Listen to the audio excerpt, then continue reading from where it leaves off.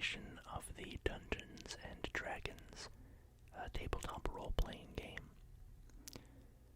which is probably the most popular tabletop role-playing game. I'm sure you've heard of it, even if you've never played it.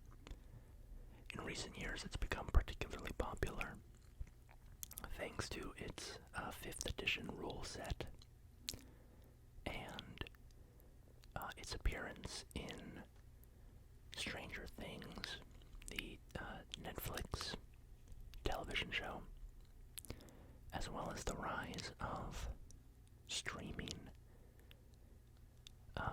in particular the streaming of Dungeons and Dragons play sessions.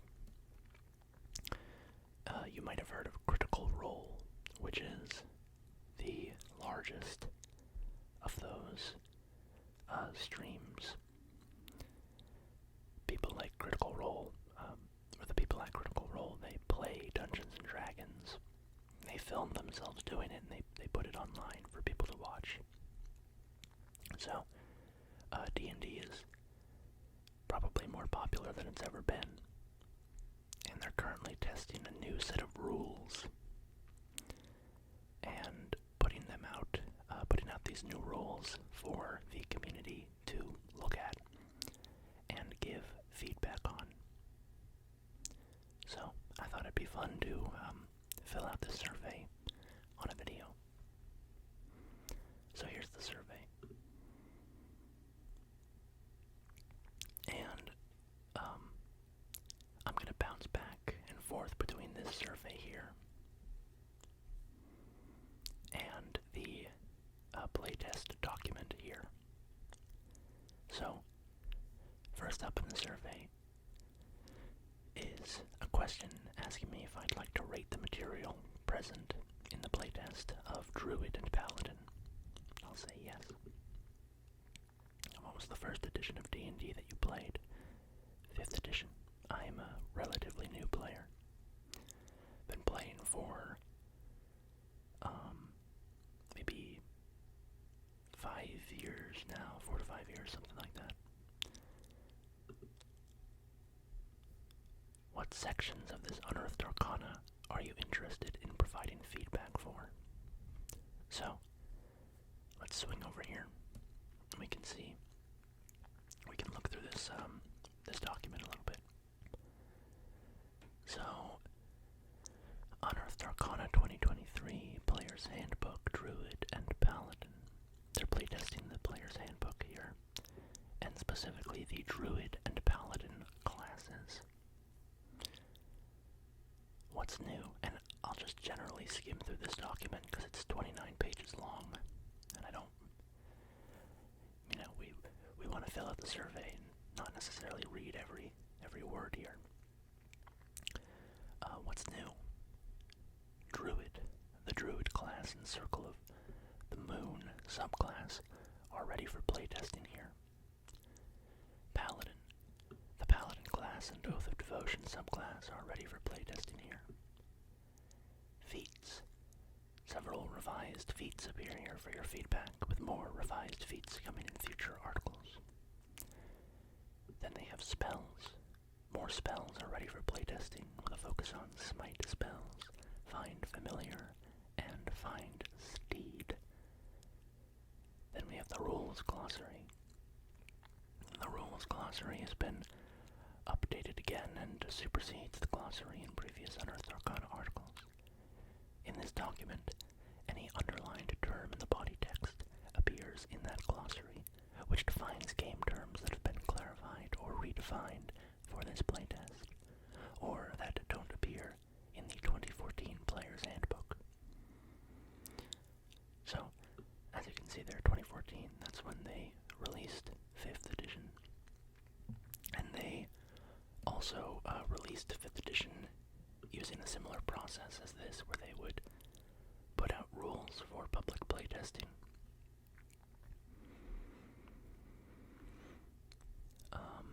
So they're telling us that this is playtest material. They are telling us how we should use the material here. They're saying that the power level might be more or less powerful options from the 2014 Player's Handbook, and they'll adjust power level as necessary if an option gets a check mark. Tells us to take the survey. Talks about character class. Primary ability of a character class is foundational for some of the class's features. So when you create your character, that ability is great to put one of your highest ability scores. Yada yada yada. A lot of this stuff here is kind of nuts and bolts. If you're already familiar with Dungeons and Dragons. Class group. So this is new, or new to this new edition. Each character class is now broken into a group of classes, whereas previously they were all just kind of undifferentiated. It was just every class stood on its own. But now we have the experts group, which includes the bard, ranger, and rogue, and they are all polymaths who have the expertise feature and elements of other classes. Mages, which are the sorcerer, the warlock, and the wizard. Adepts of arcane magic who focus on utility and destruction. Then we have priests, cleric, druid, and paladin. Stewards of divine or primal magic who focus on healing, utility, and defense. And then we have warriors, the barbarian, the fighter, and the monk, masters of combat who can deal and endure many wounds. And the artificer is also an expert.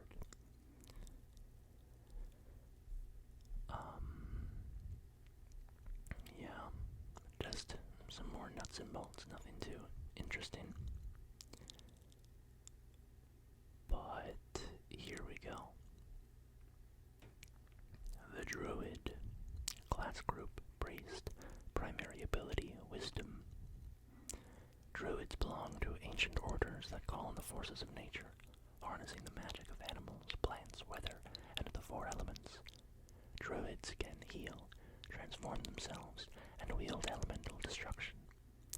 Revering nature above all, individual druids gain their magic from a nature deity, from nature itself, or both, and they typically unite with other druids in performing rites to mark the passage of the seasons and other natural cycles.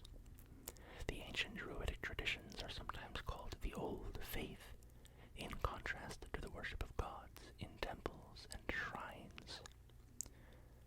Druids master primal magic, which is oriented toward nature and animals, the power of tooth and claw, of sun and moon, of fire and storm. Druids also gain the ability to take on animal forms, and some druids focus on this practice, even to the point where they feel more natural in an animal form. For druids, nature exists in a precarious balance. The four elements that make up a world, air, earth, fire, and water, must remain in equilibrium. If one element were to gain power over the others, the world could be destroyed, drawn into one of the elemental planes, and broken apart into its component elements. Thus, druids who oppose cults of elemental evil and others who promote one element to the exclusion of others. Druids are also concerned with the delicate ecological balance that sustains plant and animal life, and with the need for people to live in harmony with nature, not in opposition to it. Druids are often found guarding sacred sites or watching over regions of unspoiled nature. But when a significant danger arises, threatening nature's balance or the lands they protect, druids take a more active role as adventurers who combat the threat. So now we have the class chart here, which gives us the class features we get at each level of druid, along with information about our channel nature ability and our spells.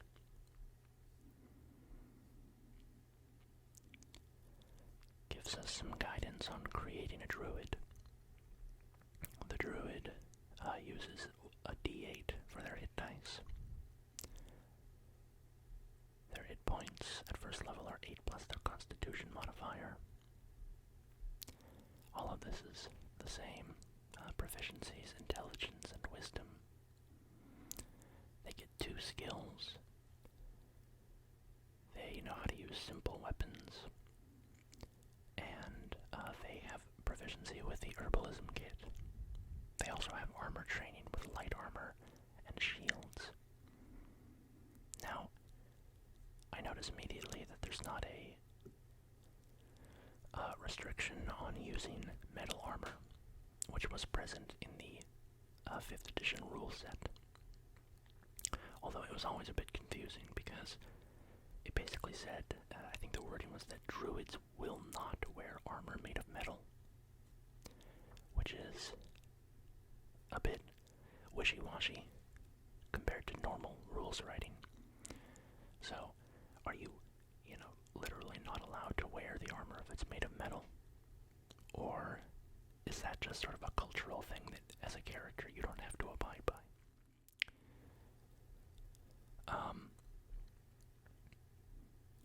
Talks about multiclassing. It gives our starting equipment.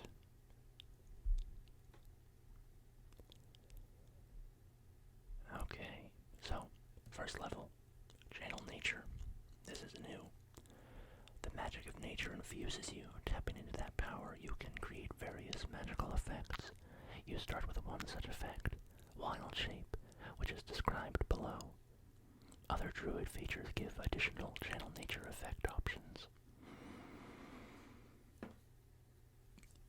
Each time you use this channel nature, you choose which effect to create from among those you have from this class.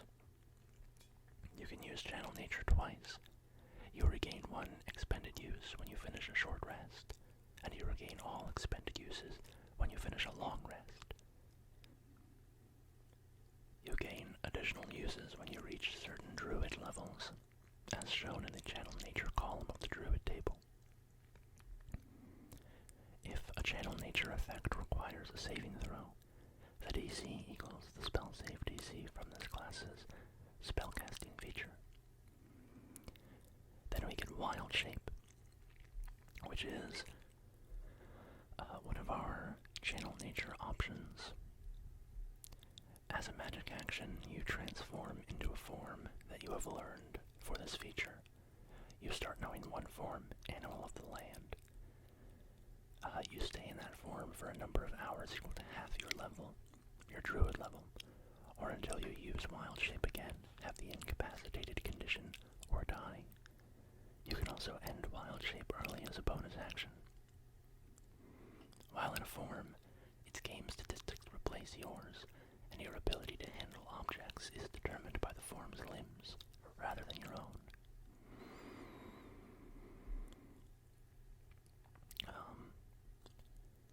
It just talks about Wild Shape. You retain your personality. You can speak. You lose access to all your other features, including the ability to cast spells.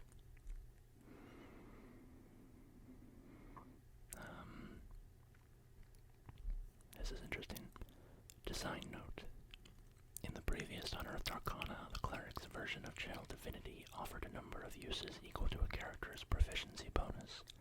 That number is too generous for a multi-class character, who could take only 1 level in the cleric, and then get ever-increasing uses as the character gains levels in another class. In the Druid and the Paladin, we have therefore given Channel Divinity and Channel Nature a number of uses tied to the class rather than proficiency bonus. When we release the next version of the cleric, you'll see a similar treatment there. We will also address multi-classing issues in other classes when we revisit them. So this is great, in my opinion. I think a class's abilities should, as a general rule at least, always be tied to your progression in that class itself, or that class's primary ability, and not to your overall character level.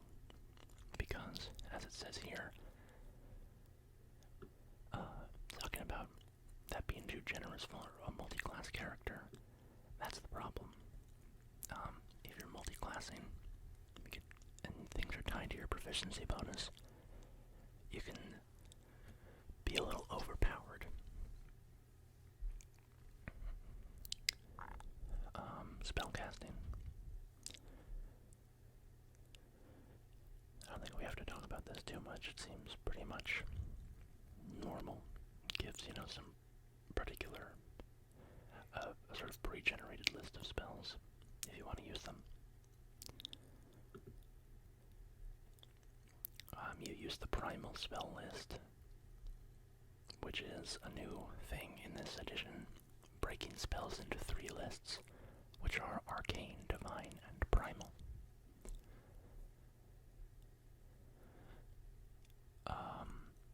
Okay, second level.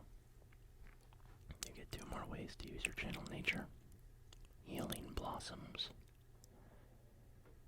You choose a point within 30 feet of yourself, and spectral flowers appear in a moment, or for a moment in a 10-foot radius sphere centered on that point. Then, roll a number of d4s equal to your wisdom modifier. Add the dice together. The total is the number of hit points you can distribute to creatures in that sphere.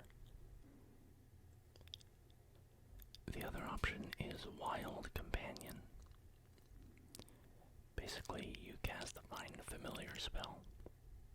So, you get a little familiar.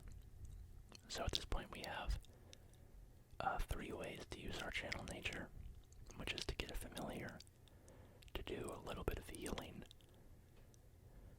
and it really is a little bit of healing. Emphasis on little. I mean, this is significant at very low levels, such as when you get this at 2nd level. But a number of d4s equal to your wisdom modifier, and you have to distribute that among creatures. It's not even like a group heal. That's pretty rough, in my opinion. Low levels, it's nothing to sneeze at. But it will pretty quickly become irrelevant, or just insignificant. Okay, continuing on. At 3rd level, you pick your Druid subclass, which could be the Circle of the Moon or another subclass of your choice. At 4th level, you get a feat. At 5th level, your connection to the land deepens. The animal of the land form of your wild shape unlocks the climb speed and multi-attack. 6th level is a subclass feature. 7th level is aquatic form, which gives you the animal of the sea form for your wild shape. 8th level is another feat. 9th level you get your animal of the sky. 10th level is a subclass feature. 11th level you gain the ability to become a tiny creature. When you transform into a wild shape form, you can make it tiny. If you do so, you can stay in that form no longer than 10 minutes, and the damage you deal in that form is halved.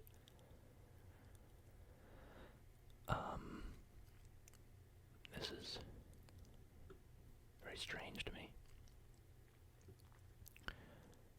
So, if you want to transform into a squirrel, you have to wait until 11th level, which seems like there's something going wrong there, I get why it's here, because now Wild Shape uses these pre-made stat blocks, these 3 stat blocks: animal of the land, of the sea, and of the sky. Whereas previously you would go into the monster manual and choose a beast like dog or lizard or something,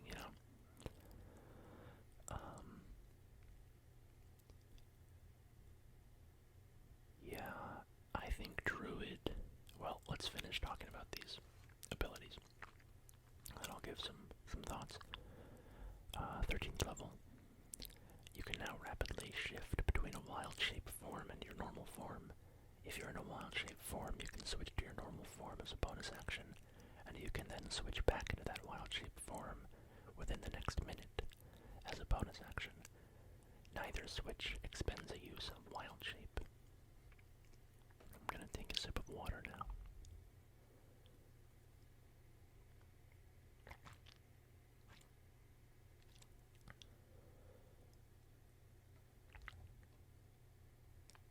Okay.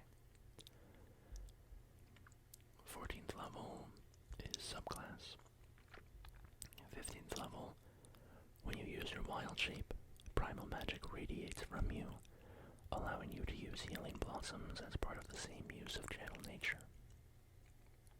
16th level is a feat.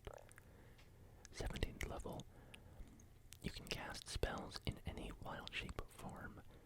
While in such a form, you can perform somatic components and verbal components, and you don't need to provide free material components.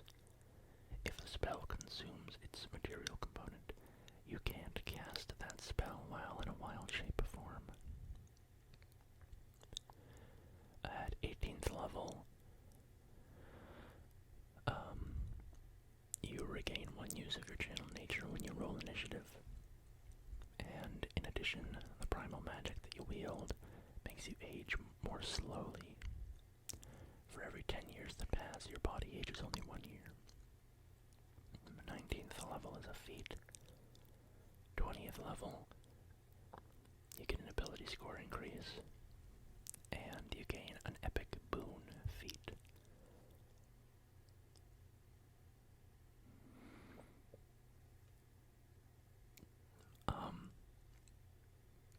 So these epic boons, these are what they're trying for capstones right now. In response to playtest feedback, we've made the epic boon feature in the Druid and Paladin more powerful than the version previously offered in the Cleric and the 3 Experts. When we revisit those classes, we'll add the ability score increase benefit to their versions of the feature. Yeah, that seems reasonable. I think the epic boons are a fine way to go, you know. People so rarely get to 20th level. Part of me thinks if you go 20 levels in a single class without multi-classing, you should get something really unique to that class. But, at the same time, even if it's not unique to that class, getting an epic boon does incentivize you to single class anyways for all 20 levels. So, I think and my concern is in regards to that is that multi-classing is very cool, but multi-classing can also be the sort of optimal way to play if you're trying to make specific, very powerful, potent builds. And I like when they give incentives to not multi-class, not by making multi-classing bad necessarily, but by making it, potent to stick with one class all the way. So I think that this is a reasonable, pretty good way of doing that. So, Wild Shape. When you use Wild Shape, you pick one of these forms, depending on if you've unlocked it. And your armor class is really terrible.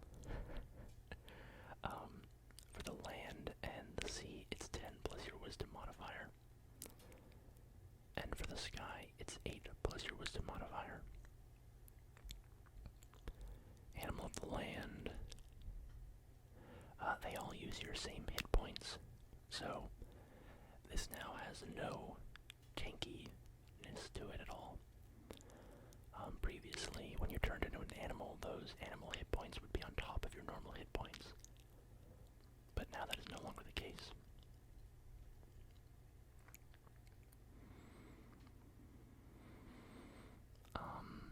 Yeah, animal of the land can climb. It has keen senses. And gets multi-attack at 5th level.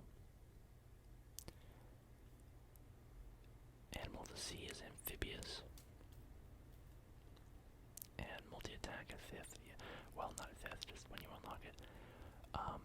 Yeah, these are, in my opinion, terrible. Animal of the Sky gets flyby, so you don't provoke opportunity attacks. These need to be really overhauled. Okay, before we really get into thoughts though, finish up with the Druid subclass, Circle of the Moon. Druids of the Circle of the Moon draw on the magic of the moon to transform themselves and to guard the wilds. Their order gathers under the full moon to share news and perform rituals.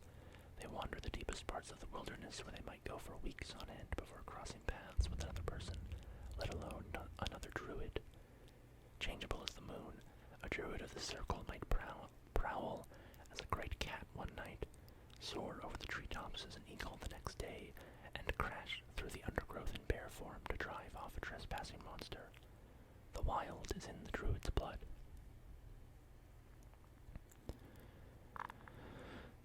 So, at 3rd level, you have learned magical techniques that allow you to transform quickly and to channel magical protection while transformed. You can cast abjuration spells while in wild shape, which are defensive spells. Quick attack, you can use unarmed strike as a bonus action, so you get 1 additional attack. And unarmed strike, if we skip down to the rules glossary, B, C, D, how are these alphabetical? Q, R, S, D, U, unarmed strike. So, you choose a target within 5 feet of you, and then you make an attack roll.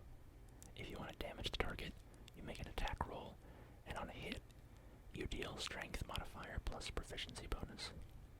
Oh wait, that's the hit. On a hit, you deal bludgeoning damage equal to 1 plus your strength modifier. You can also grapple. So the target makes a saving throw, or it has the grappled condition. The DC for the saving throw is based on your strength modifier. And then shove.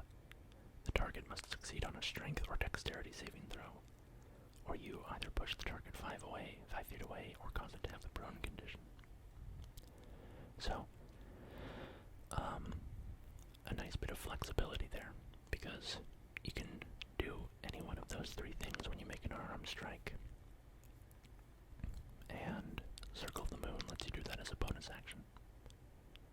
So that's pretty cool. Swift transformation, you can use your wild shape as a bonus action or magic action, but no more than once on a turn. 6th level, you choose an elemental damage type of acid, cold, fire, lightning, or thunder. And then while you're wild shaped, you have resistance to that damage type, and your strike can deal damage of that type rather than its normal type, with you choosing between the types when you hit.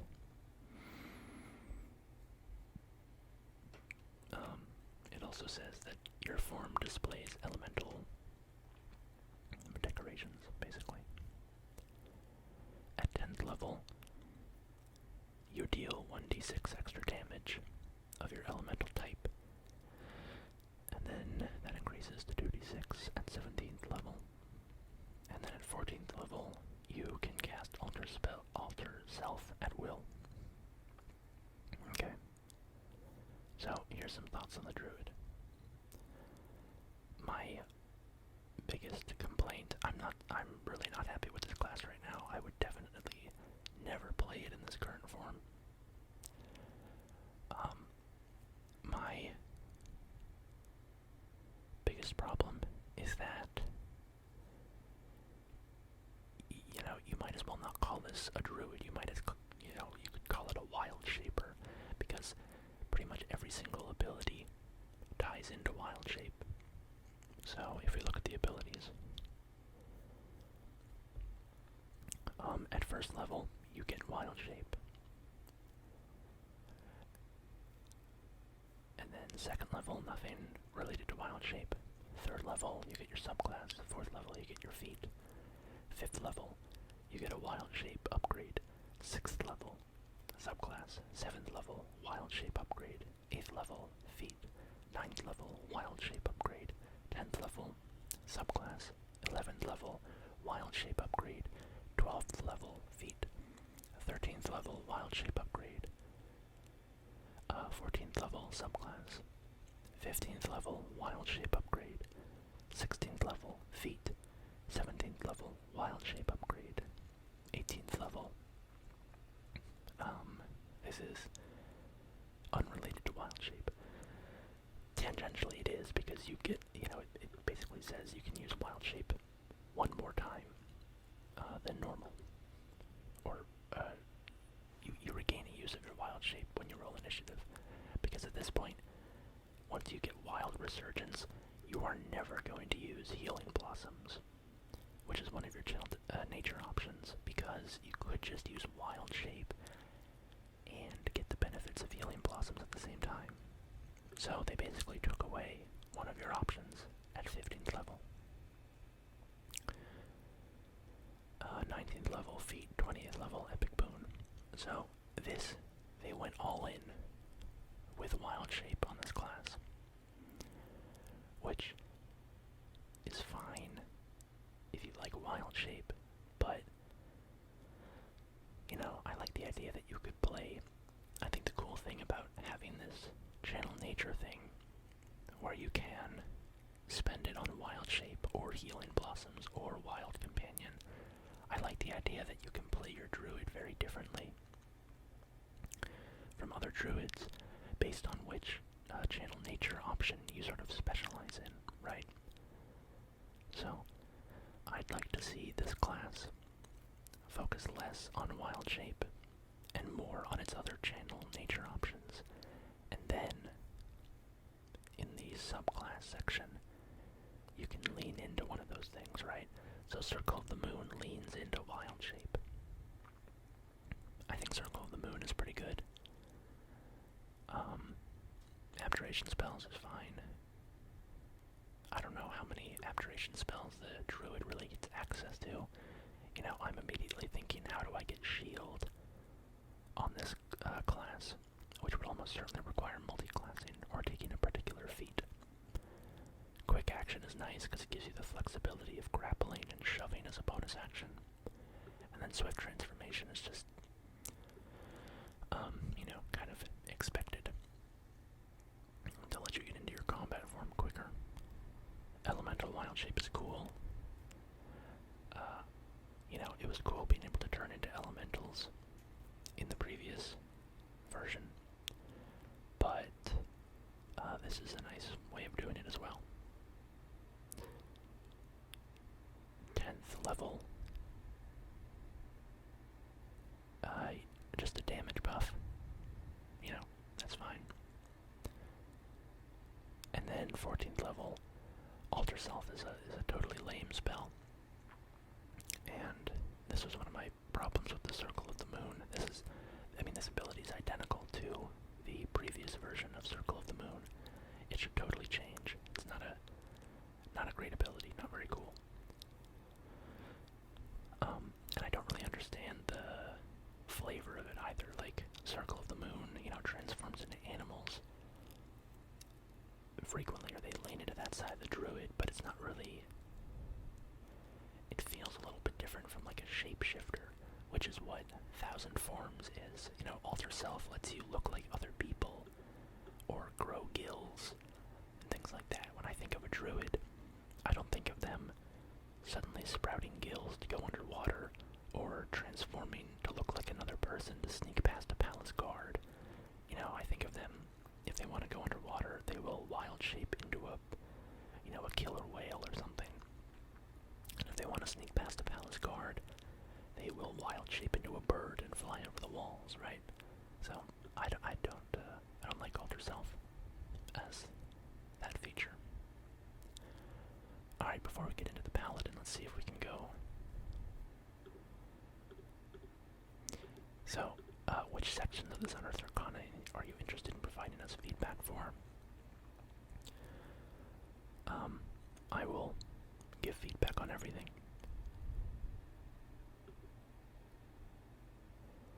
played a Druid character in 5th edition? Yes. Have you playtested the Druid class? No. How satisfied were you overall with the Druid class?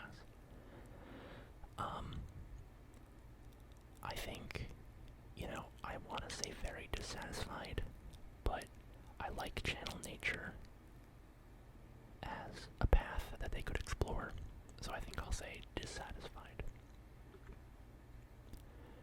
How satisfied were you with the elements of the Druid as presented in this article? Creating a Druid, yeah, no problem there. Multi-classing, that's fine. Channel nature, I love.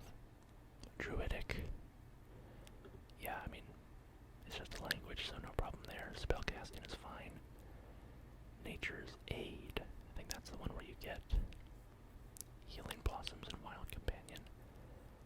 Yeah, so I'll say satisfied, because I think that there could be some modifications.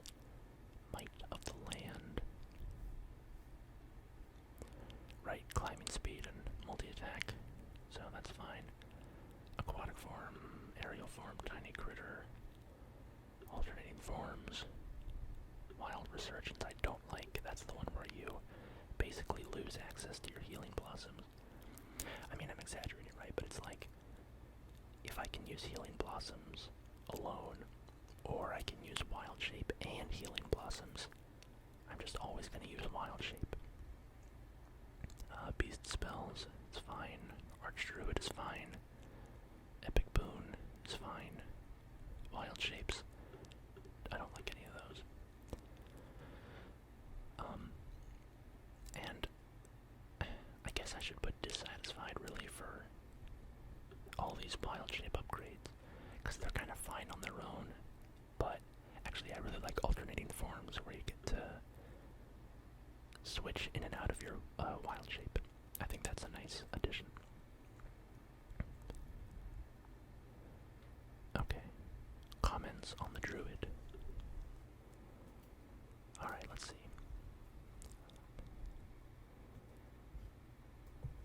My main problem here is that the class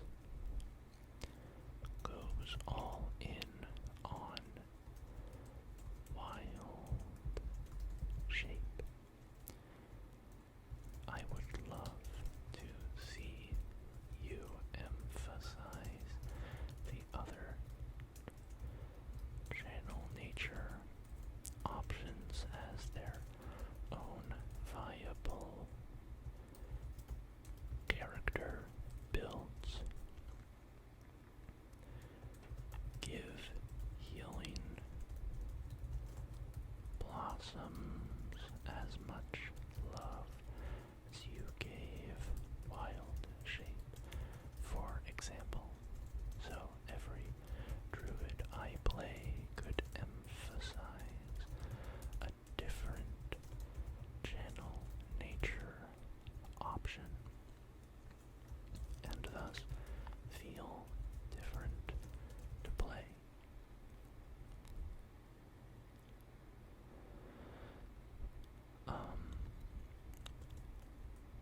Additionally, I think wild shape is implemented poorly right now. The idea of templates is okay, but they need more customizability. Wait, customizability. There we go.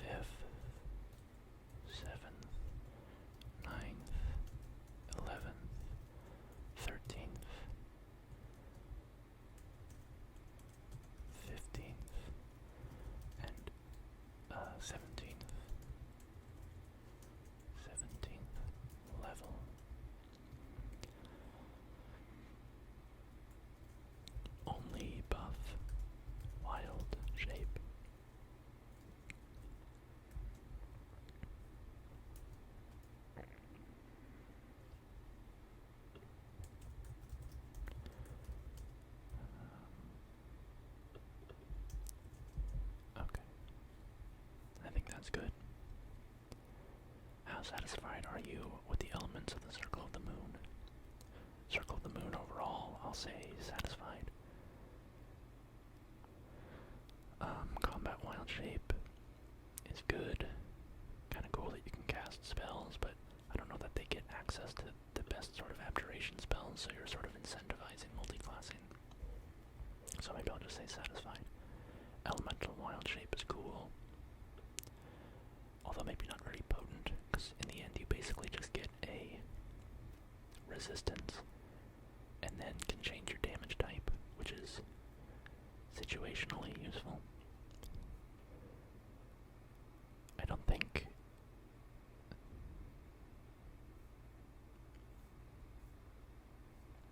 I guess the beast attacks are all just mundane, bludgeoning, piercing, or slashing damage. I don't know if they're doing away with magical, resistance to non-magical bludgeoning, piercing, and slashing damage. So I'll say satisfied. Elemental Strike is fine, it's just a damage buff. Thousand Forms, very dissatisfied. I'll say casting abjuration spells is cool, but it could incentivize multi-classing just to get access to better abjuration spells. I don't think abjuration needs to be capitalized.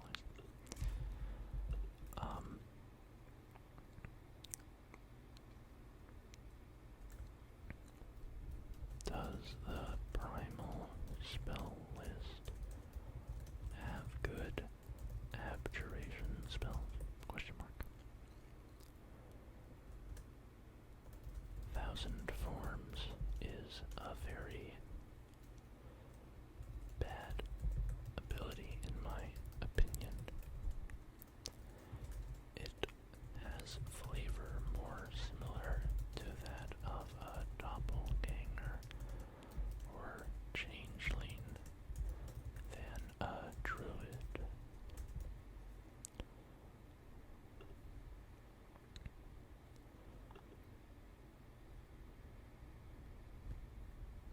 Alright.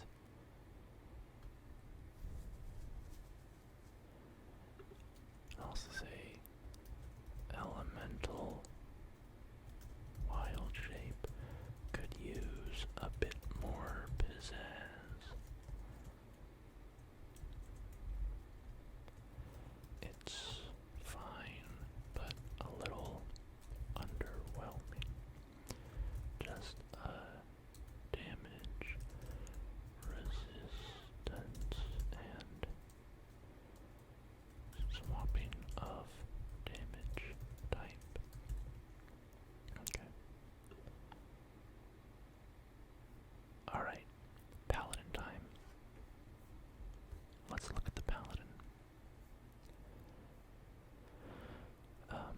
And I've gone through this document before, by the way. I'm not reading this for the first time right now. So I sort of have these impressions already, but, maybe catching things on these this current read-through. So, the Paladin. They're united by their oaths to stand against the forces of annihilation and corruption. A Paladin's oath is a powerful bond. It is a source of power that turns a devout warrior into a blessed champion. Gonna take a drink.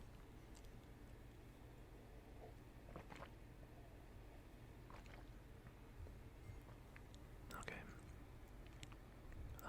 They swear to stand against corrupting influences. Paladins learn the skills of combat, mastering weapons and armor. They have the power to heal the sick and injured, to smite their foes, and protect the helpless.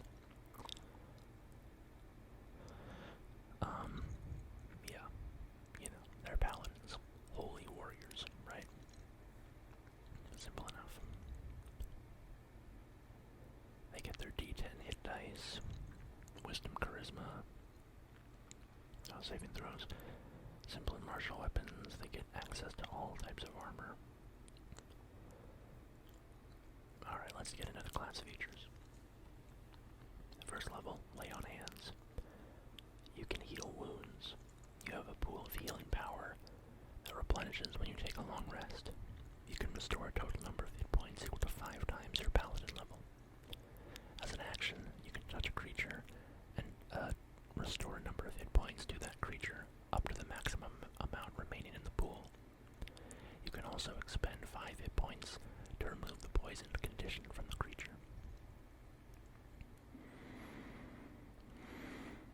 You get spells. You are a half-caster. If you look at the Paladin chart, you can see that you only get up to 5th level spell slots.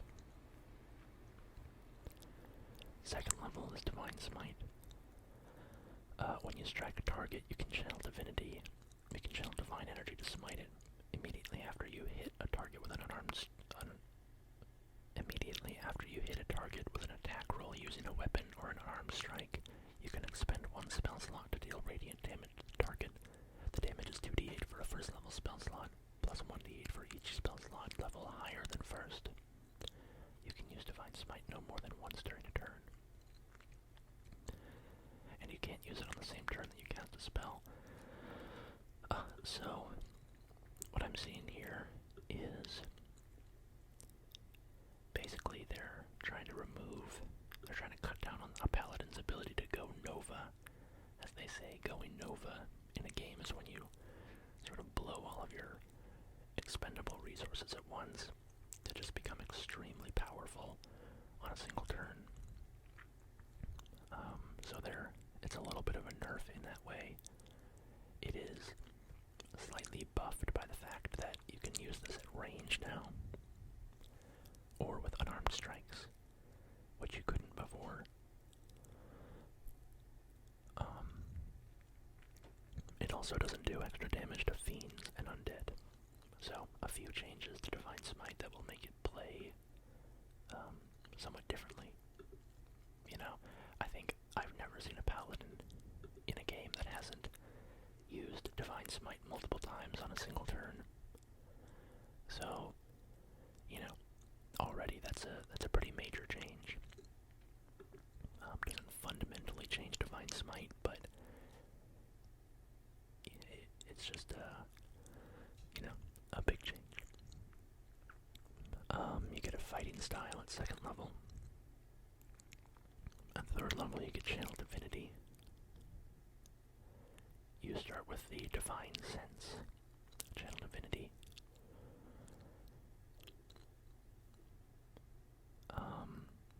Divine Sense is, as a bonus action, you can open your awareness to detect celestials, fiends, and undead. For the next 10 minutes, you know the location of any creature of those types within 60 feet of yourself, and you know its creature type within the same radius. You also detect the presence of any place that has been consecrated or desecrated. So this is much more powerful than this was previously, because now this can see through cover. So that's cool. Previously I never saw Divine Sense get used very much because it was just kind of, you'd so rarely get a hit off of it, you know. By the time you were using Divine Sense, you already kind of knew the answer. 3rd level Paladin subclass. 4th level is a feat. 5th level, you can attack twice when you take the attack action. 5th level, you have the Fine Steed spell prepared, and you can cast it as an action, and without expending a spell slot. 6th level is subclass. 7th level is the Aura of Protection, which is, for me, the kind of flagship feature of the Paladin, besides maybe Divine Smite.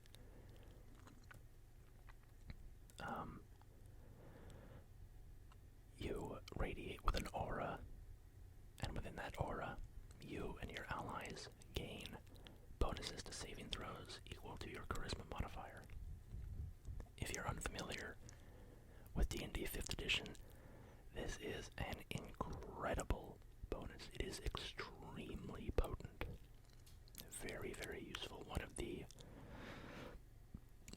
single most useful class features in the game. Like, this has got to be, you know, top 3 class features. You know, if you take spellcasting as a class feature, which I guess it technically is, it probably goes spellcasting and then aura of protection. It's just that good.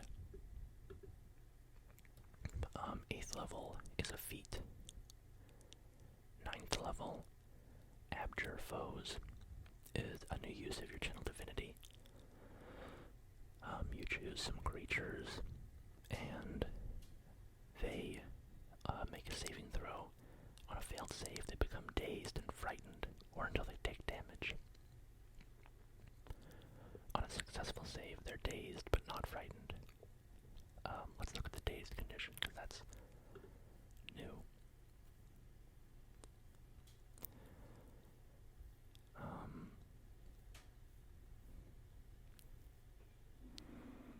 Dazed. While dazed, you can move or take one action on your turn, not both. You also can't take a bonus action or a reaction. Okay. So, that's sort of a bit of like the slow spell, but put into a condition. Alright. Continuing on, 10th level is a subclass feature. 11th level is Radiant Strikes. When you hit a target with an attack roll using a weapon, the target takes an extra 1d8 radiant damage. 12th level is a feat. 13th level, you and your allies in your aura of protection are immune to the frightened condition. And if a frightened ally enters the aura, that condition is suppressed while the ally is there. 14th level is subclass. 15th level, when you use Lay on Hands on a creature, you can also remove one or more of the following conditions: blinded, charmed, dazed, deafened, frightened, paralyzed, or stunned. You must expend 5 hit points for each of these conditions, and they don't also restore hit points. 16th level is a feat. 17th level, your aura of protection now extends 30 feet from you. 18th level, Divine Conduit. Whenever you roll initiative, you regain 1 use of your channel divinity. 19th level is a feat. 20th level is an epic boon. So, Paladin is not hugely changed. This feels quite similar to the 2014 Paladin.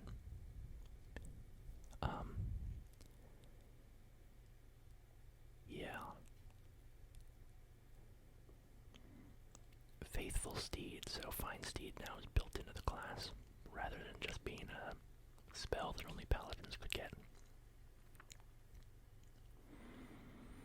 So the subclass is the Oath of Devotion. The Oath of Devotion binds a paladin to the loftiest ideals of justice and order. These paladins meet the ideal of the knight in shining armor. They hold themselves to the highest standards of conduct, and some, for better or worse, hold the rest of the world to the same standards. Many who swear this oath are devoted to gods of law and good, and use their gods' tenets as the measure of their devotion. They hold angels as their ideals and incorporate images of angelic wings into their helmets or coats of arms.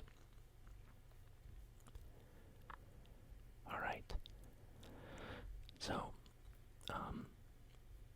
at 3rd level you get your oath spells, which are always prepared, and you can cast 1 spell from this list for free. So that's new. Basically 1 extra spell slot, which is, and it, you know, in practice this is generally going to be the highest level of spell slot that you have access to. So that's a nice bit of flexibility. For a paladin, which is a half-caster, so they have, you know, fewer spell slots than a full-caster. So you get protection from good and evil, shield of faith, aid, zone of truth, aura of vitality, blinding smite, guardian of faith, staggering smite, commune, and flame strike. Sacred Weapon. As a bonus action, you can expend one use of your Channel Divinity to imbue one simple or martial weapon that you are holding with positive energy. For 1 minute, you add your Charisma modifier to attack rolls you make with that weapon, and each time you hit with it, you cause it to deal its normal damage type, or radiant damage. I'm kind of getting the feeling that they're going to be modifying how damage works a little bit, or specifically how damage types kind of fit into the game. You know, you see things like the elemental damage type of the Circle of Moon, and now this, where you can cause the weapon to deal radiant damage. You know, they're very small clues, but I feel like we might be moving in a direction where, you know, magical attacks don't overcome all damage resistances like they normally do. Like once in the previous game, once you get a magic sword or something, nothing that you ever face will have resistance or immunity to your damage from that magic sword, save like, you know, probably 2 or 3 monsters that have ever been released in official sources.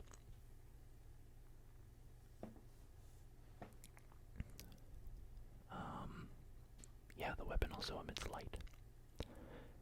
6th level, your Divine Smite now radiates protective energy. Whenever you use your Divine Smite, choose yourself or an ally within 30 feet of you. The chosen creature gains temporary hit points equal to 1d8, plus the level of the spell slot used for the Divine Smite. I love this feature. This is super cool. Great feature. Aura of Devotion at 10th level. You and your allies are immune to the Charmed condition while in your Aura of Protection.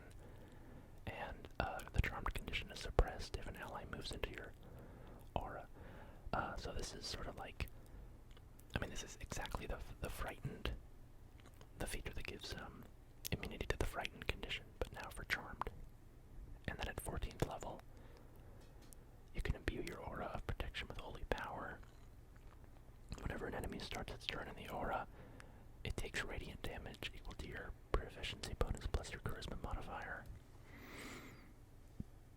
And the aura is filled with sunlight.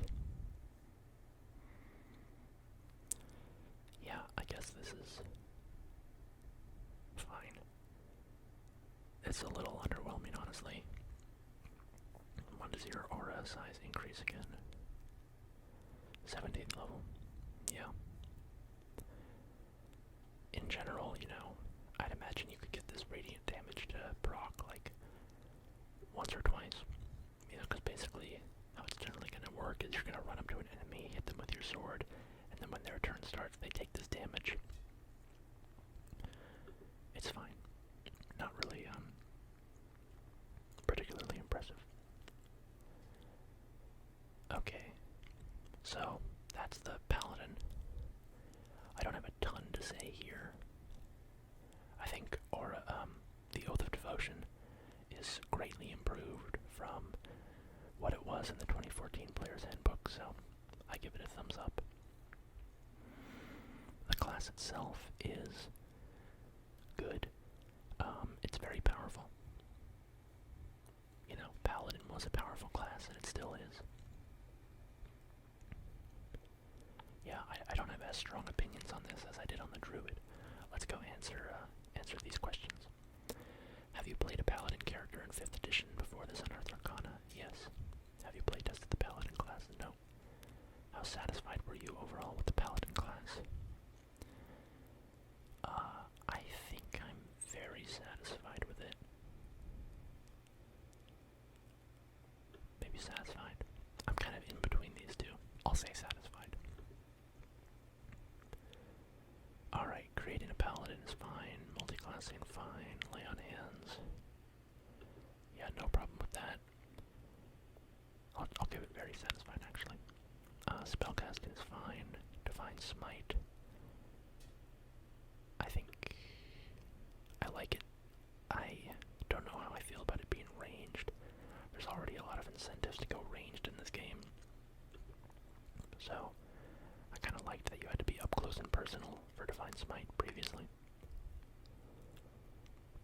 Fighting style, no problem there. Channel Divinity, it's okay. You know, it's not quite as interesting in the previous version. Your subclass would give you 2 Channel Divinity options.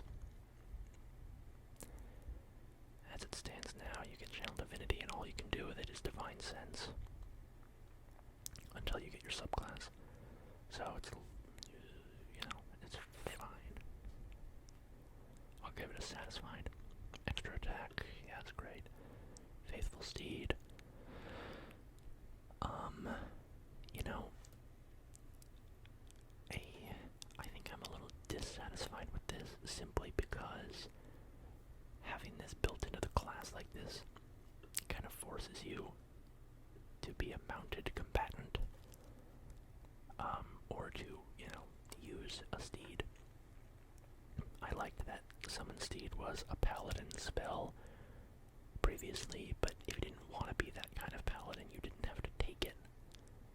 So, I'd say I'm a little dissatisfied, not because I have any problem with the ability itself, but just because it kind of pushes paladins into this specific image of like riding on their, you know, horse, which again already was kind of part of that image because Fine Steed was an exclusively paladin spell.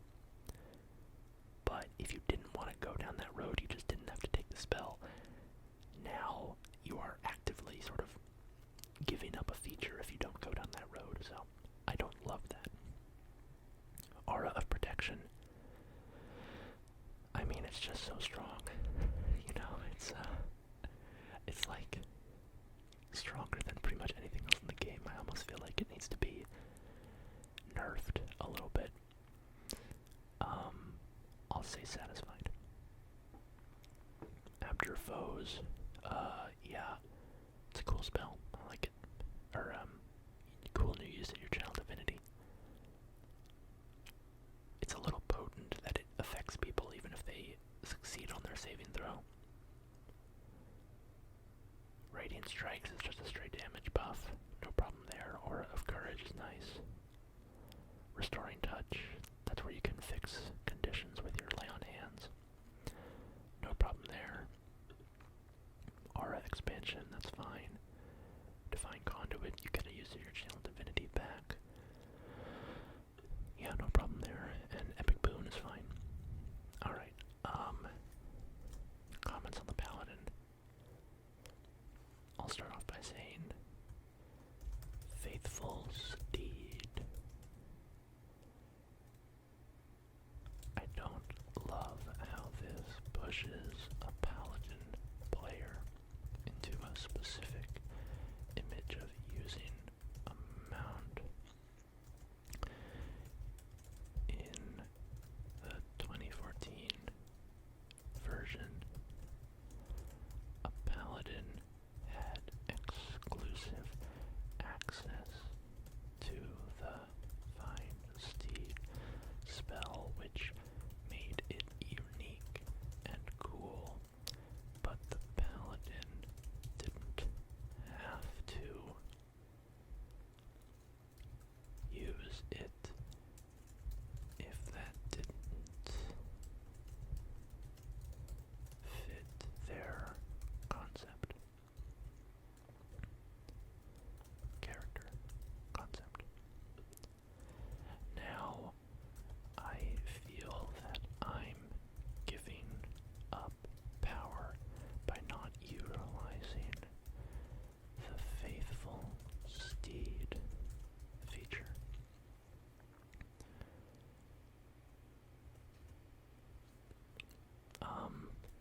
Aura of Protection is so strong. Maybe that's okay. It is certainly iconic.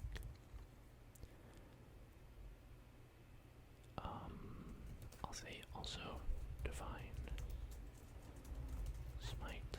I liked being able to smite multiple times on one turn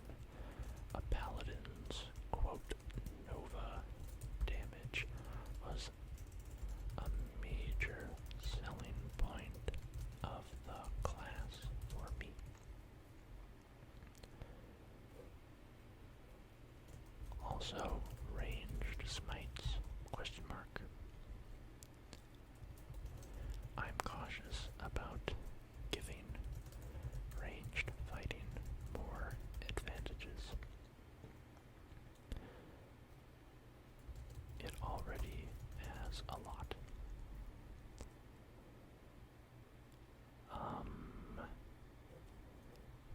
Finally, I liked the situational damage buff of smiting fiends and undead.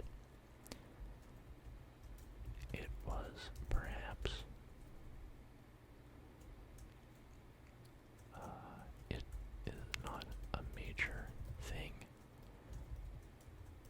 but it was cool flavor and felt nice to get to use it when it did come up. Okay. Oath of Devotion overall, I'm gonna say very satisfied. Oath spells, yeah, no problem. Sacred Weapon is great. It's actually usable now that it's a bonus action. Smite of Protection, love it. Aura of Devotion, yeah, that's great. Holy Nimbus is the only one I'm gonna say dissatisfied with. Holy Nimbus feels a little anticlimactic.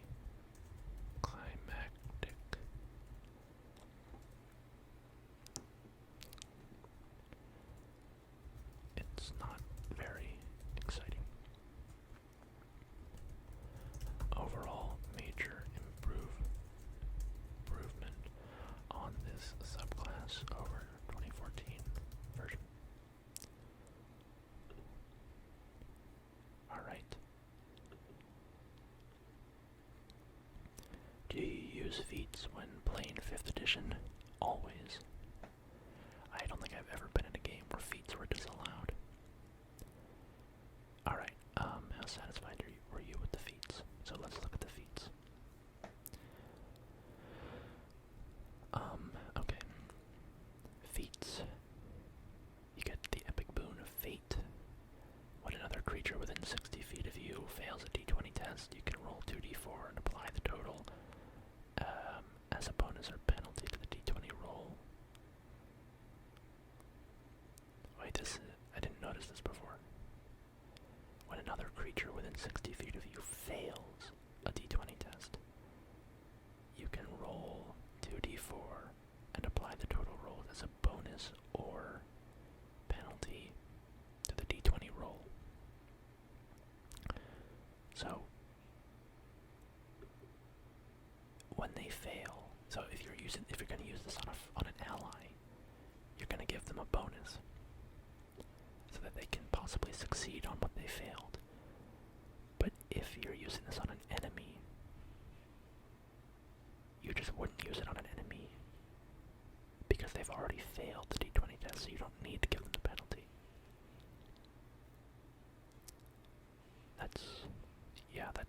Am I missing something here? That seems weird. There's no reason to ever use this on enemies because it sets the condition that they fail a d20 test. Alright. Epic Boon of Spell Recall. Oh yeah, and you have 8 uses of this benefit. And whenever you finish a long rest, you can regain 2d4 uses. Yeah. It's fine. It's a lot of uses, but it is an epic boon, I guess. Alright, Epic Boon of Spell Recall. Yeah, you get an ability score increase like before. Whenever you cast a spell of 1st, 2nd, 3rd, or 4th level, roll a d4. If the number you roll equals the spell slot's level, the slot isn't expended. Yeah, this is fine, I guess. When you cast a 1st, 2nd, 3rd, or 4th level spell, you have a 25% chance of keeping the spell slot. It sort of reads cooler at first glance than it actually is, in my opinion. You know, these are low-level spells. It's not super impressive. Alright, Epic Boon of True Sight. You get your ability score increase, and you have True Sight within a range of 60 feet.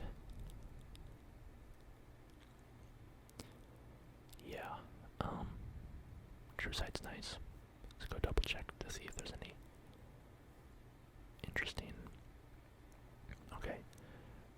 Within True Sight's range, you can see in darkness, both normal and magical. You can see invisible creatures and objects. You notice visual illusions and automatically succeed on saving throws against them. You discern the true form of any creature has been transformed by magic, and you can see into the ethereal plane.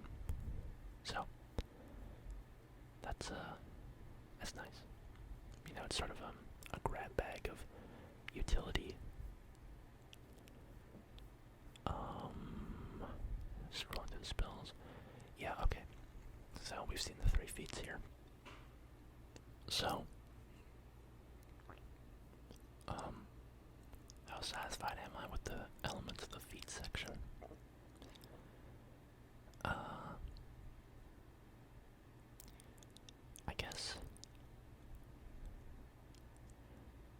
I guess I'm satisfied, but I'm not wowed, right?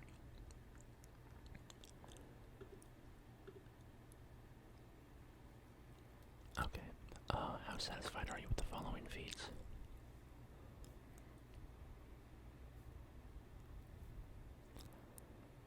Is there an ability score improvement feat? I don't think there is. Yeah, it's not here, so I'll just say don't know, not sure, because it's not there. Alright, Epic Boon of Fate.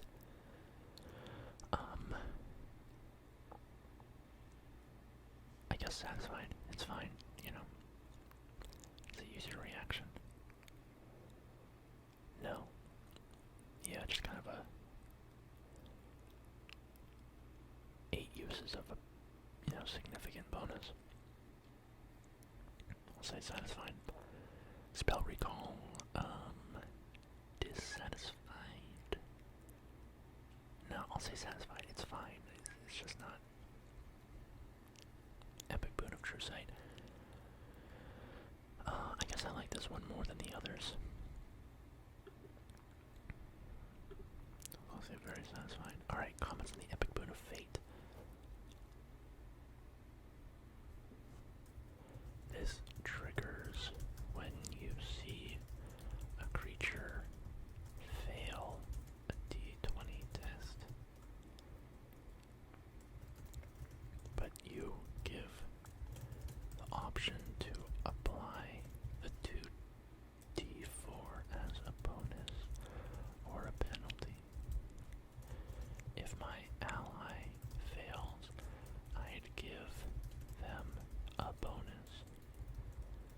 But if my enemy fails, I wouldn't need to give them a penalty because they've already failed.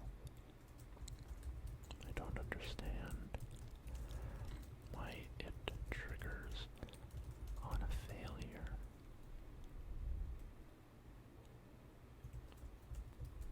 Something is a little off here. Comments on the Epic Boon of Spell Recall. This is fine. Doesn't.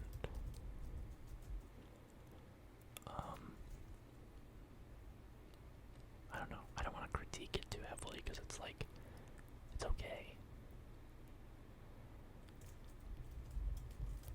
I feel like it reads more impressive than it actually is, but I don't have a problem with it. Just lukewarm.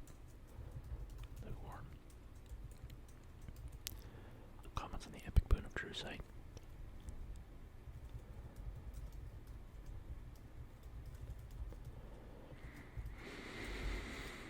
I like this one the most, just passive utility. Feels appropriately epic, I suppose.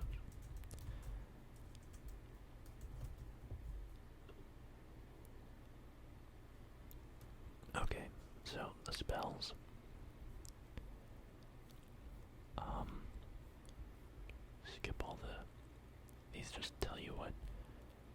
list the spells come from, if they're divine, primal, or arcane. So, we have Banishing Smite.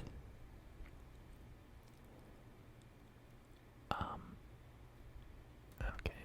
The target hit by the strike takes an extra 5d10 force damage and is banished if it fails a charisma saving throw.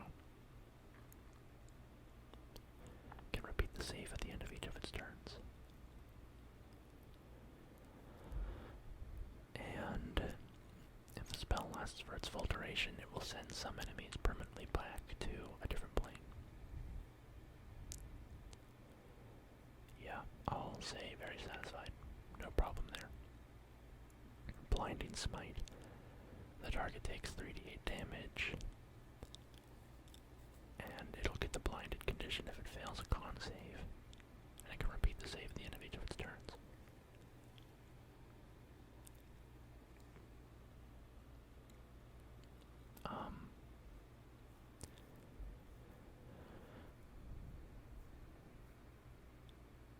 Yeah, I guess it's good because it's not concentration.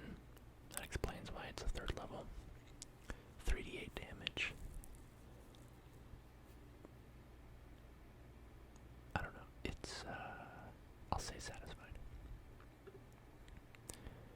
You know, if it lands, it's pretty nice. Blinded is a potent condition. But it's a bit of a gamble. Because that's large. That's a big spell level for a paladin to expend on something that might not even really pay off.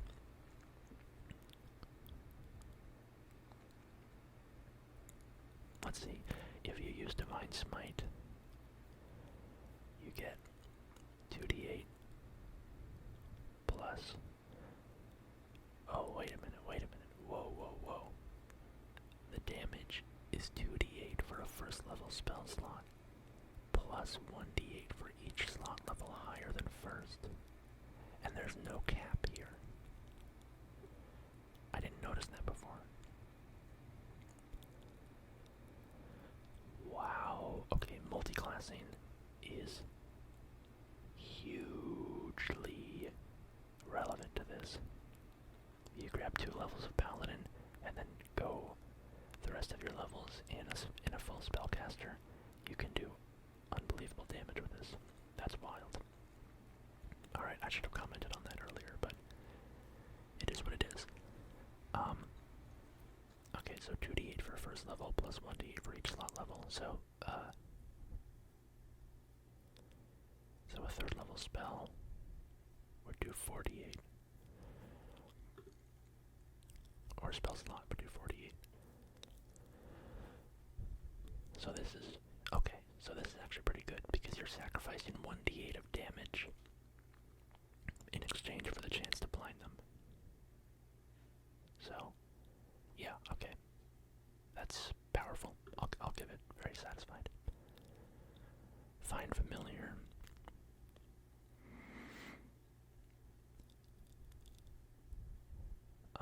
Yeah, Find Familiar is just a lot of text. Shares your initiative. I like that instead of rolling its own initiative. It can attack now.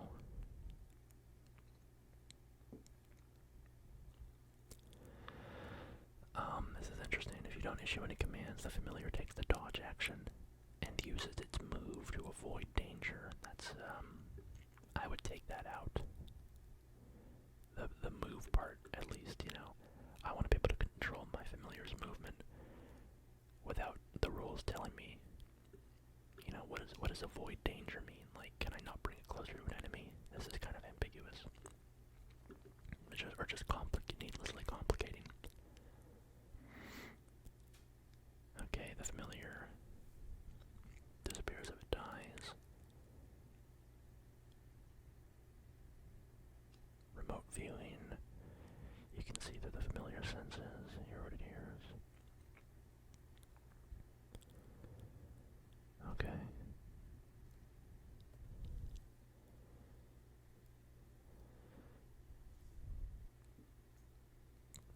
Yeah, so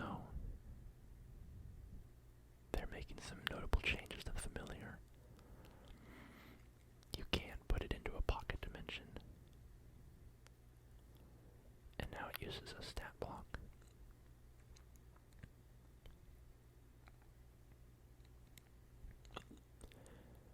And when it would drop to 0 hit points, it instead goes into an extra dimensional space.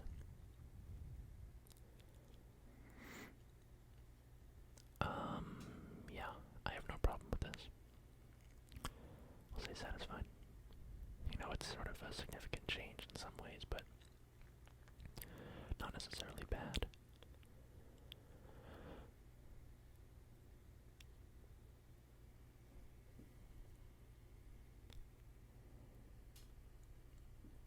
Right.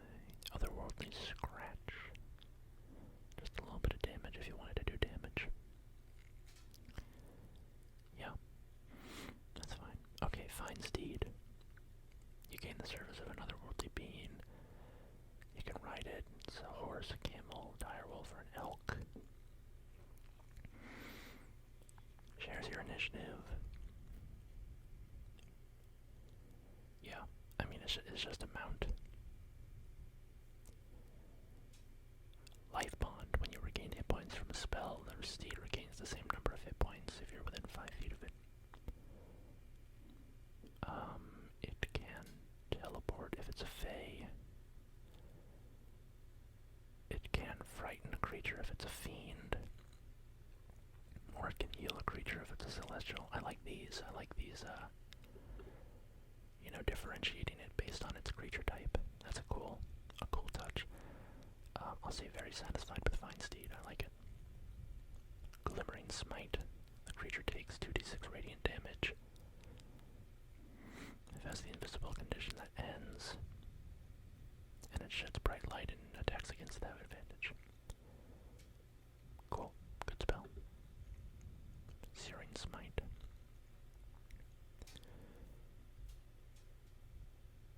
That is actually a pretty potent spell, isn't it? Because even forget the invisible stuff.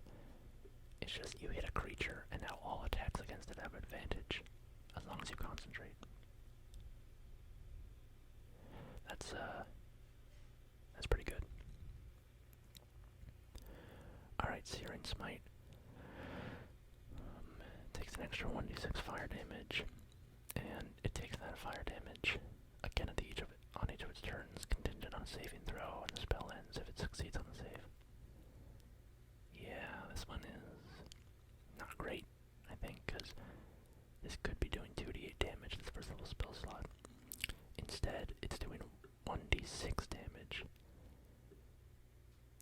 and it takes up your concentration, and it can end the damage at the end of each of its turns. So 2d8 average is 9, 2d6 average is 7.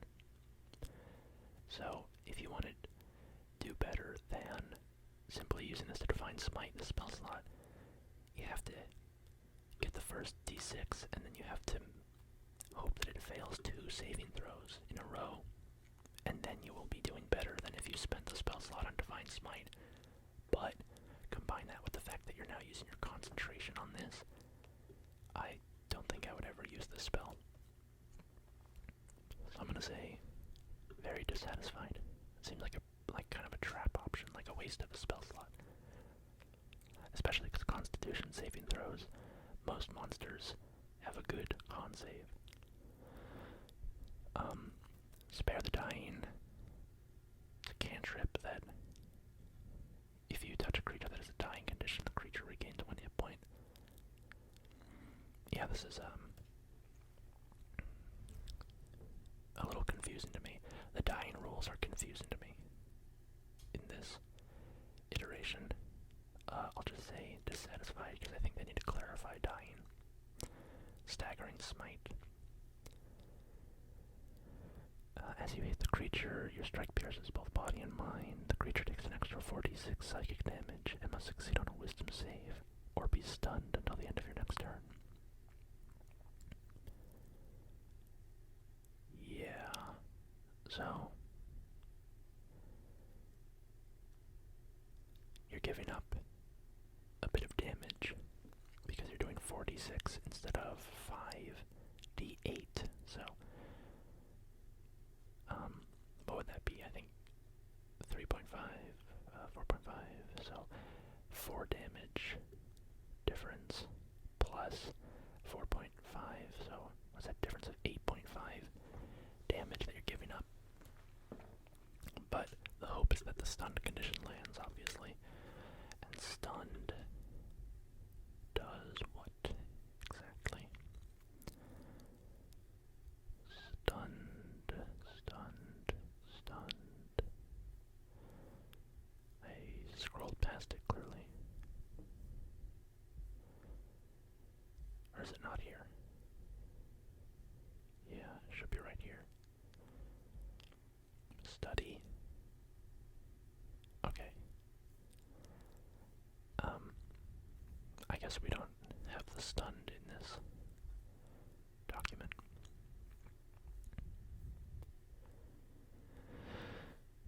Which is fine. I believe that means,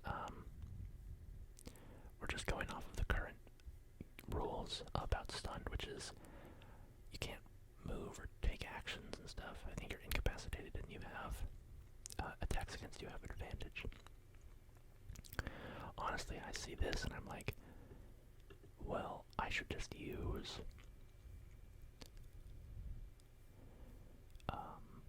glimmering. Where was it?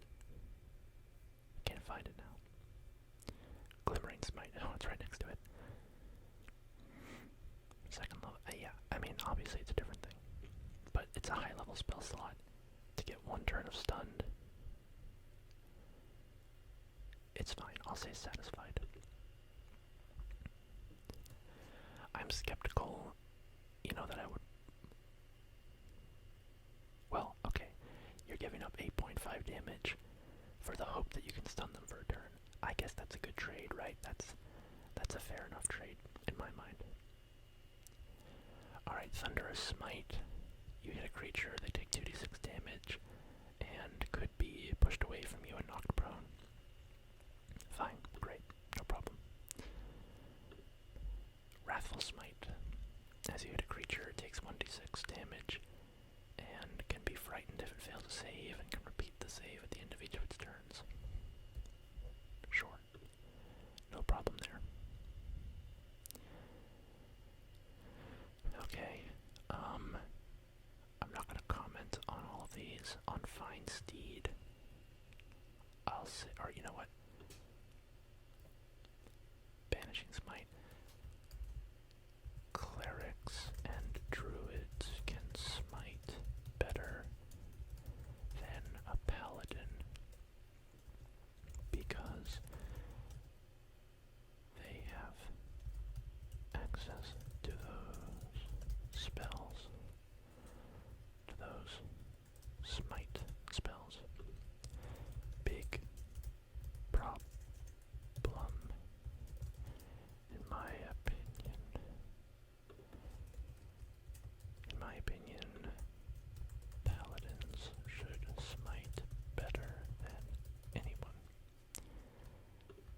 It is one of their core identifying features. And I'll just copy and paste this for all the smites.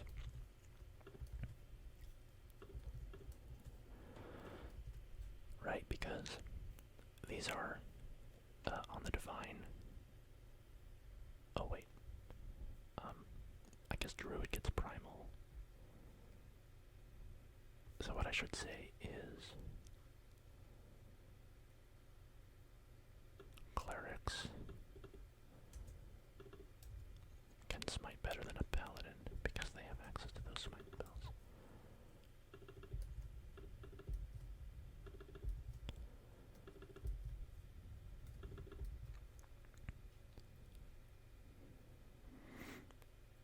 Alright, Spare the Dying. Dying rules need another pass. They are more confusing now than previously. Fine Steed. No problem.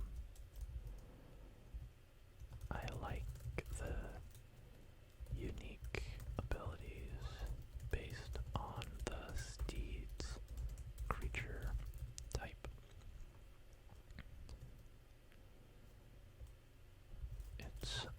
unfortunate that this isn't a Paladin exclusive spell anymore. Bring back class spell lists, please. I am pro class spell lists, by the way. I don't like the divine primal arcane thing. I think having class unique spells, you can say that it complicates things, and I understand that there are certainly problems with it, but in my opinion, having class unique spells is a great way to help classes feel distinct from one another. Comments on Find Familiar. I like this new approach. Yeah, that's all. Okay. Dying, very dissatisfied. Let me review some of these other things.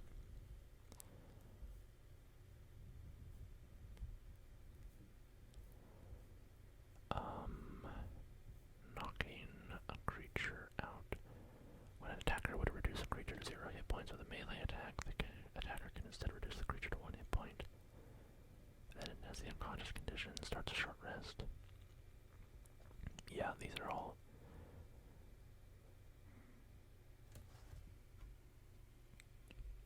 I liked the, you can have 0 hit points or be dying or be stabilized. This thing about, like, you have hit points, but you're unconscious. You start a short... I don't know. I'm not sold on these yet. Short rest. To start a short rest, you must have a hit point. You can spend your hit dice.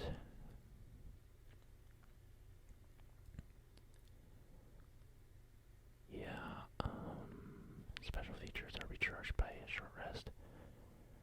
Okay, I don't see anything here that's necessarily different, so I'll just say satisfied. Telepathy. The contacted creature doesn't need to share a language with the telepath to understand this communication. Most people understand at least one language. Telepath doesn't need to see a contacted creature. It can start the telepathic contact anytime. It's no longer within the telepathy's range if the telepath finds a different creature within the range or contact. Yeah.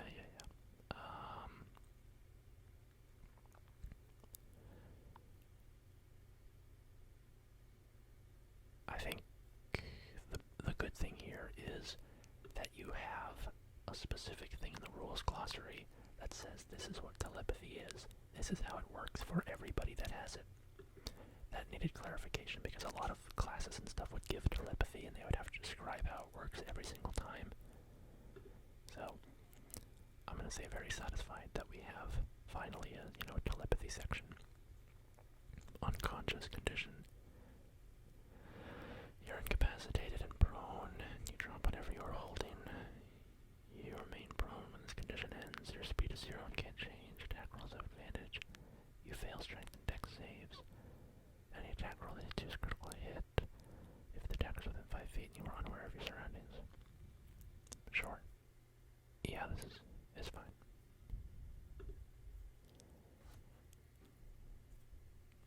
Alright, D20 test. If we go back up to find a D20 test.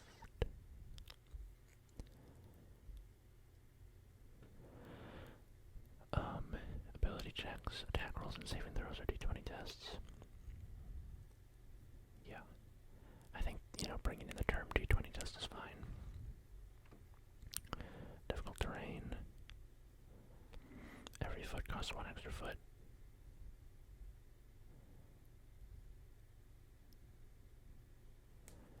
Either a space is difficult terrain or it isn't. Yeah, that's fine. Equipping weapons.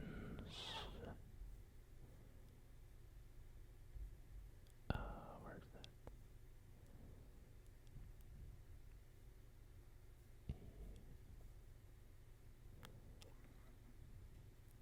Gaming set, help.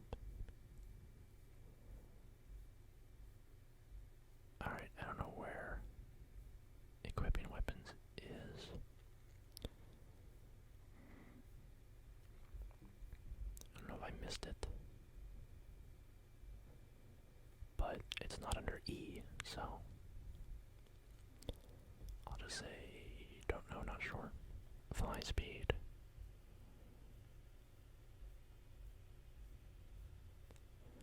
A fly speed can be used to travel in the air. While you have a fly speed, you can stay aloft until you land, fall, or die. While flying, you fall if you lack the hover trait and have the incapacitated or prone condition, or your flying speed is reduced to 0. Great. Grappled condition. Your speed is 0. You have disadvantage on attack rolls against non-grappler creatures. A grappler can drag or carry you. While grappled, you can use your action to make a strength or dexterity check against the grapple's escape DC and any condition on yourself on a success. The condition also ends if the grappler is the incapacitated condition or if the distance between you and the grappler exceeds the grapple's range. Sure.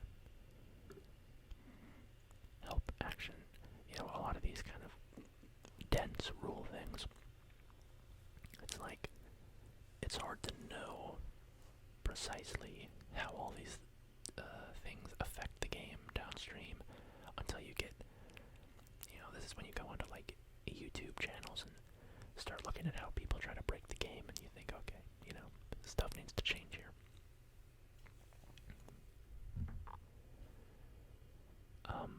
Help action. When you take the help action, you can assist the ability check. Choose one of your skill or tool proficiencies and one ally who can perceive you. You give advantage to the next ability check that ally makes with the chosen skill or tool. This benefit expires if the ally doesn't use it before the start of your next turn. To give this assistance, you must be near enough to the ally to assist, verbally or physically. The DM has final say on whether your assistance is possible. You momentarily distract an enemy, granting advantage to the next attack roll by one of your allies against that enemy. Great.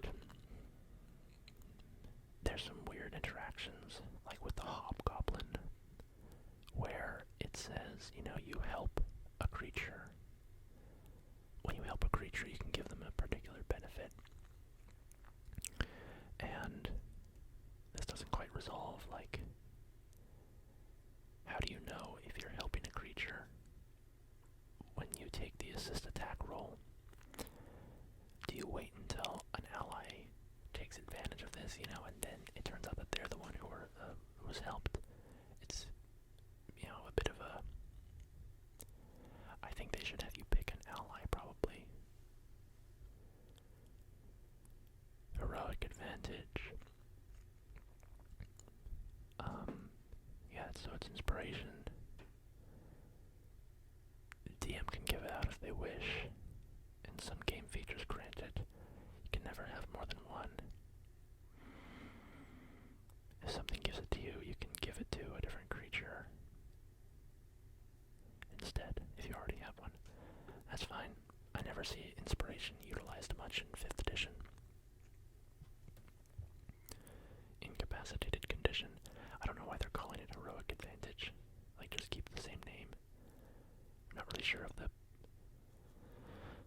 purpose of changing that. Alright, incapacitated. You can't take any action, bonus action, or reaction. Your concentration is broken. You can't speak. And, you have a disadvantage on initiative. That's all fine.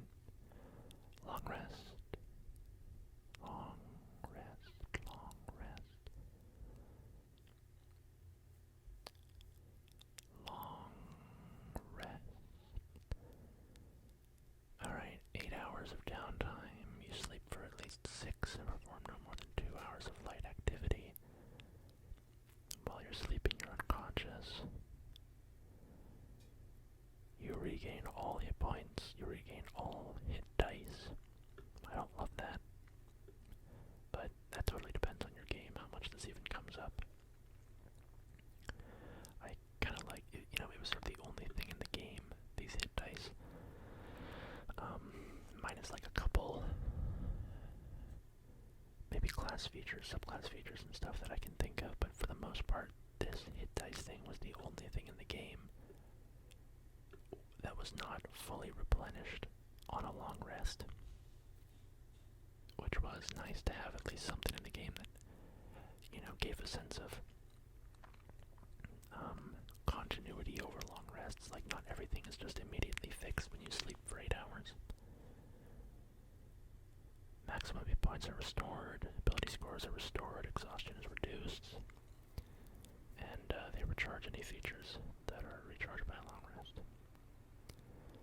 When you finish one, you have to wait 16 hours before starting another one,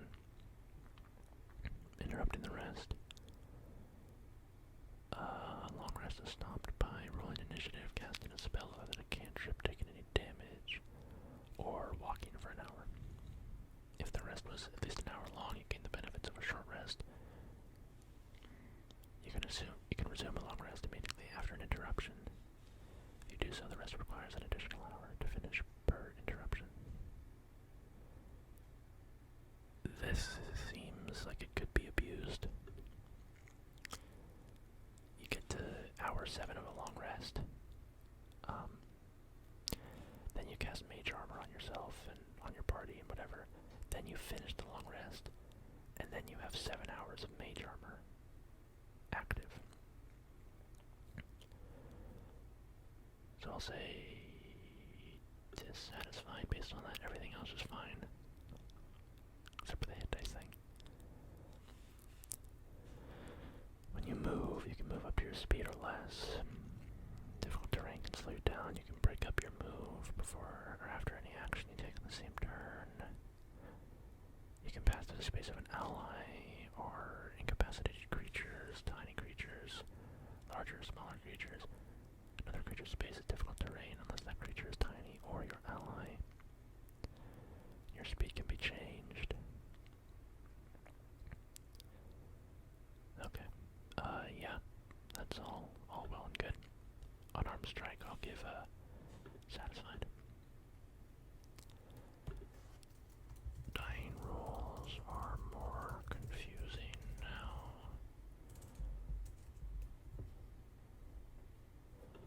I like having a single rule for telepathy now.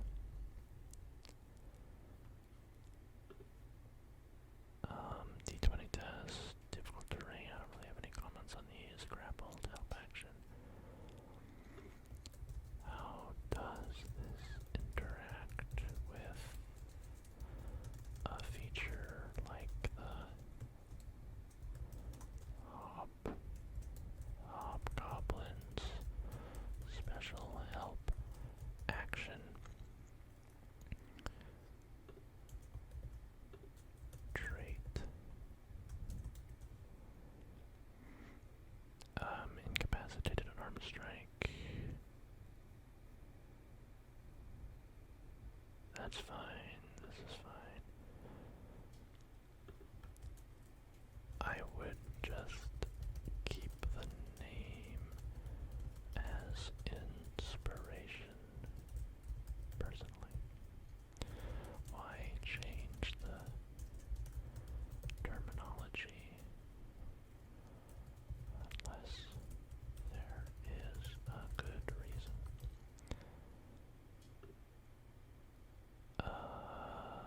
Satisfied with the elements of a revised long rest. Benefit of the rest is fine. Interrupting the rest, I'll say dissatisfied. Okay. Overall, this is okay, but I have 2 concerns. One, I liked how hit dice only filled by half of maximum in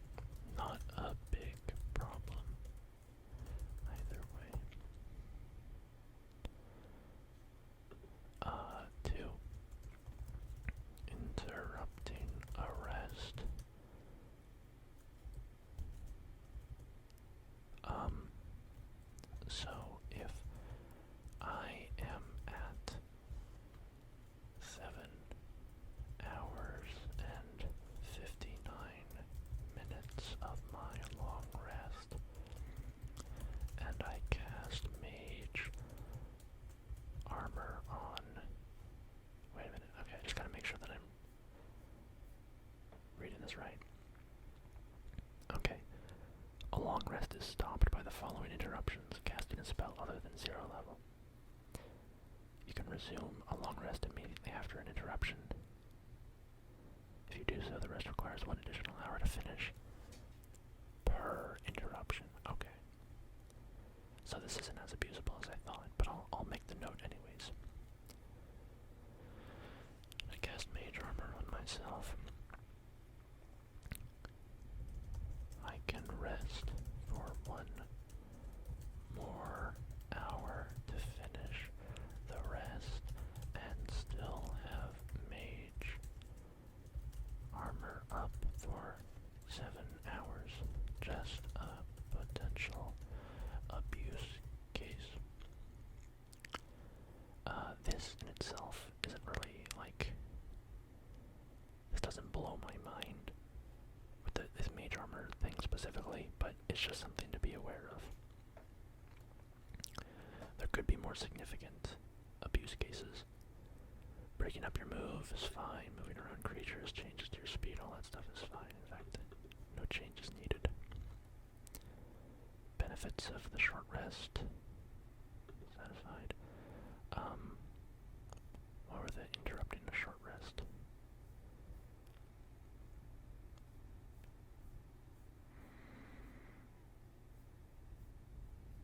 Okay. Interrupting a short rest. Must be started over entirely, yeah. Alright, fully satisfied with all that. Any additional comments? Came to mind about the Paladin. There is no cap on Divine Smite damage now. So, a sorcerer or anybody or any full caster could grab 2 levels of Paladin and then smite so much better than a Paladin could ever hope to. Combine that with the fact that clerics now have access to smite spells through the divine spellcasting list. And we have a situation where paladins are never going to be able to smite as well as full casters who choose to smite. That is a problem.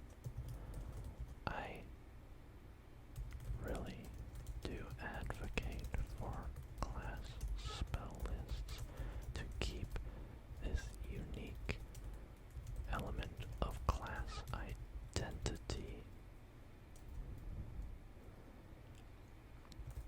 Even though I understand there are benefits to the arcane divine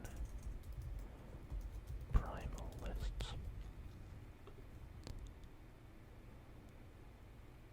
What is your age? Which country you're from? Boo boo boo. United States of America.